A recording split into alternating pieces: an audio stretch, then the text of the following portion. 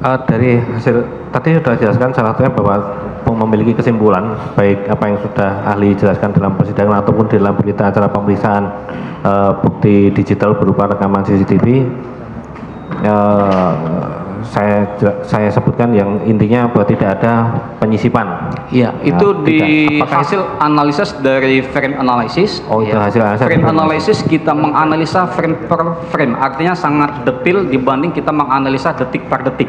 Kalau kita detik per detik, nanti tidak sedetail frame per frame karena ada mungkin frame yang hilang. Karena frame per frame itulah kita bisa mengetahui kalau memang ada penyisipan frame akan diketahui, ketika ada hilangnya frame juga akan diketahui. Oke, jadi tentang tidak adanya penyisipan ataupun editing itu adalah kesimpulan dari frame analysis. Salah satunya. Kalaupun kesimpulan dari metadata analysis apa yang? Iya, itu juga. Jadi itu juga. ketika kita melakukan uji analisis video forensik apakah suatu rekaman video itu ada editing atau tidak, kita tidak bisa bersandar hanya pada satu teknik. Oke. Harus komprehensif analisis. Oke. Semakin banyak metodologi yang digunakan, itu diharapkan hasilnya akan semakin baik, lebih kita ngomong presisi gitu. Kita memiliki hash analysis, kita memiliki metadata analysis, kita memiliki frame analysis, bit histogram analysis, itu digunakan dalam rangka untuk saling menguatkan satu antara lain memang benar ini tidak ada editing. Oke. Merupakan sebuah editing atau bukan? Enggak, editing tidak bisa hanya dilihat dari mata. Oke. Harus dianalisis, yang tadi kita menggunakan 4 teknik untuk menunjukkan itu editing apa tidak. Tidak hanya dilihat dari mata, itu nggak bisa. Oke. Ya. Kalau tadi yang mempengaruhi kualitas dari CCTV, tadi Anda sempat mengatakan ada distorsi ya.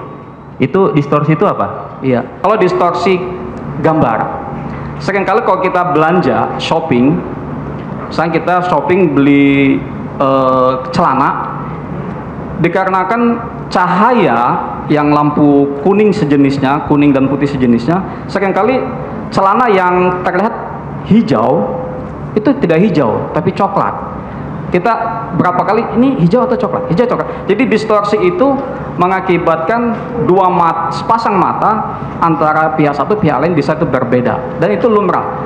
Jadi untuk kasus ini distorsi bisa dikarenakan kualitas kamera CCTV karena memang itu bukan kualitas HD.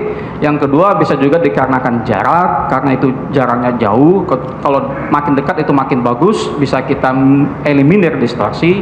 Kemudian yang ketiga dikarenakan kualitas cahaya, intensitas cahaya.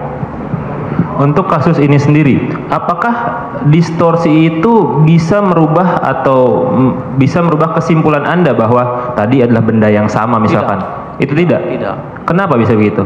Karena distorsi yang ada di kasus kita ini ada misalnya distorsi warna, kita misalnya hijau, misalnya segala macam, namun fokus kita itu adalah pergerakan, dan itu rangkaian momen yang banyak sekali yang utuh dari depan sampai belakang. Gerakan tidak ada distorsi, kecuali kalau dia jauh sekali, kita juga susah gitu. Satu frame-frame itu bukan merupakan proses editing. Tadi saudara sudah jelaskan bahwa dalam